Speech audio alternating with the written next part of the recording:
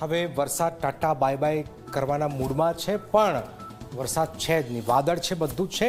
અમરેલી અને જામનગરના ખેડૂતોની હાલત ખસ્તા છે। શું થઈ રહ્યું છે આવો જોઈએ, જાણીએ, સમજીએ।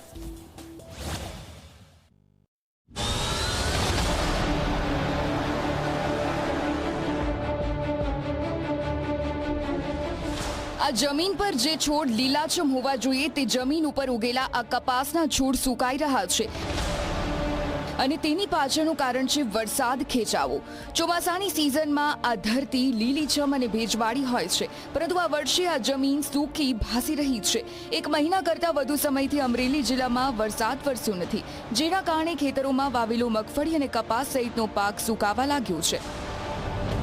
લગભગ છેલ્લા 1.5 મહિના તા વરસાદ નથી આખા અમરેલી જિલ્લામાં। અત્યારે મેં સિંગના કપાસ વાવ્યો છે। જો પેલી ફેરું કપાસ વાવ્યા હતા એ ફેલ ગયા, બીજી ફેરું વાવ્યા તો માથે વરસાદ જ ન થયો, એટલે તમે જોઈ શકતો છો પાછળ કપાસ નાનો છે। હવે વરસાદની ખૂબ જ જરૂર છે, કેમ કે જો હવે 2-5 દિવસમાં અઠવાડિયામાં કપાસમાં એટલી વરસાદની જરૂર છે। જો વરસાદ નહીં આવે તો તમામ પાક ફેલ થશે। સિંગમાં પણ ફૂલ અત્યારે પાણીની અછત છે અને કપાસમાં પણ પાણીની અછત છે।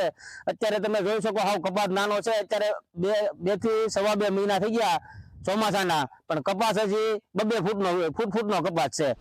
કપાસના છોડ મુરઝાઈ રહ્યા છે, મગફળી પીળી પડવા લાગી છે અને હવે થોડાક દિવસોમાં આ પાકને વરસાદ નહીં મળે તો બળી જવાની ભીતિ પણ સેવાઈ રહી છે। મેં 10 વીઘાની સિંગ વાવી છે અને કપાસ છે। 1 મહિના વરસાદ પહેલો વાવણીમાં સારો મેં થયો, પછી 1 મહિના ત્યાં વરસાદ આવ્યો નથી, તો હવે 8 દીમાં વરસાદ આવે 4-5 દીમાં તો આ પાક નિષ્ફળ ન જાય, નકર પાકમાં નિષ્ફળ જ જવાનું છે। અટાણા મેં બીજી વાર માંડી વાવી પડી અને હવે મેં નથી અને વરસાદમાં હુકાઈ ગયો આવું ઘણો ખરો તો। રાજકોટ અને અમરેલી જિલ્લામાં જ વરસાદ ખેંચાતા આ સ્થિતિ નથી સર્જાઈ, પરંતુ દેવભૂમિ દ્વારકા જિલ્લામાં દુષ્કાળ જેવી સ્થિતિ સર્જાઈ છે, કેમ કે આ વખતે દ્વારકા જિલ્લામાં વરસાદ જ નથી થયો। ત્યારે કપરી પરિસ્થિતિમાં ખંભાળિયા તાલુકાના હરિપર ગામના ગ્રામજનો અને ખેડૂતોએ મેઘરાજાને રીઝવવા માટે 2 દિવસીય અખંડ રામધૂન કરી।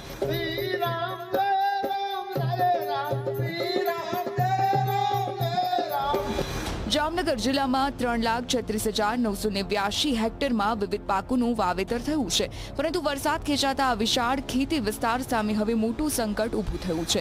ખેતીવાડી અધિકારીઓ પણ ચેતવણી આપી રહ્યા છે કે આગામી 1 સપ્તાહમાં પૂરતો વરસાદ નહીં થાય તો ઉત્પાદન પર સીધી અસર પડી શકે છે।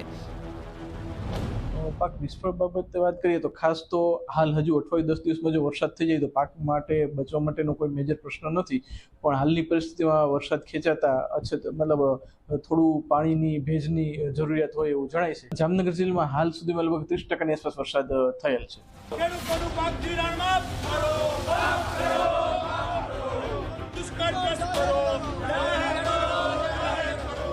ખેડૂતોને સાથે રાખી જામનગરમાં કોંગ્રેસે પણ સરકાર સામે મોરચો ખોલ્યો છે। પાલાંબલિયા સાથે મોટી સંખ્યામાં ખેડૂતોએ રેલી યોજી અને જામનગર જિલ્લાને દુષ્કાળગ્રસ્ત જાહેર કરી તાત્કાલિક રાહત અને સહાય આપવાની માંગ સાથે તંત્રને આવેદનપત્ર પાઠવાયું છે અને ખેડૂતોનો પાક ધિરાણ માફ કરવામાં આવે તેવી માંગ કરી છે।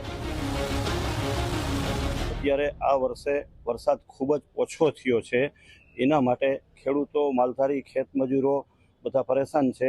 એના માટે આજે અહીંયા આવેદન આપવા માટે આવ્યા છીએ।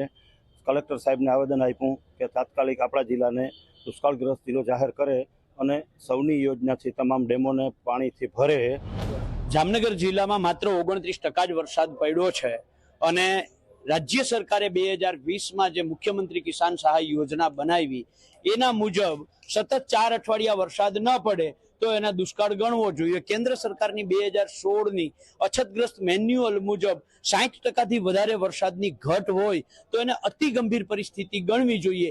એ બંને કાયદાઓ મુજબ જામનગર, દ્વારકા, પોરબંદર, કચ્છ છે એ દુષ્કાળગ્રસ્ત જાહેર થઈ શકે એમ છે। તો કૃષિ મંત્રી તરીકે તમને ત્યાં એટલા માટે જ બેસાડ્યા છે કે જ્યારે આવી અકાલગ્રસ્ત પરિસ્થિતિ ઊભી થાય ત્યારે કૃષિ મંત્રી છે એ જીલ વિસ્તારને દુષ્કાળગ્રસ્ત જાહેર કરે, પીવાના પાણીની વ્યવસ્થા કરે, ઘાસચારા વિતરણ કેન્દ્રો ઊભા કરે, ખેડૂતોના પાક ધિરાણ માફ કરે। એમ ના કહે કે આ દ્વારકાધીશના શરણે, બરાબર છે। એટલે આજે અમે કલેક્ટરને આવેદનપત્ર આપી અને માંગ કરી છે। વરસાદ ખેંચાતા ખેડૂતો મુશ્કેલીમાં મુકાઈ ગયા છે, કેમ કે હવે તેમના ખેતરમાં લહેરાતો ચોમાસુ પાક વરસાદ વિના સુકાઈ રહ્યું છે. જો કે હવામાન વિભાગે આગામી 1 સપ્તાહ સુધી ભારે વરસાદની કોઈ આગાહી નથી કરી, જેના કારણે આ ખેડૂતો પર પડ્યા પર પાટું જેવો ઘાટ સર્જાયો છે. અમરેલીથી કેતન બગડા અને જામનગરથી જયદીપ લાખાણી, ઝી મીડિયા.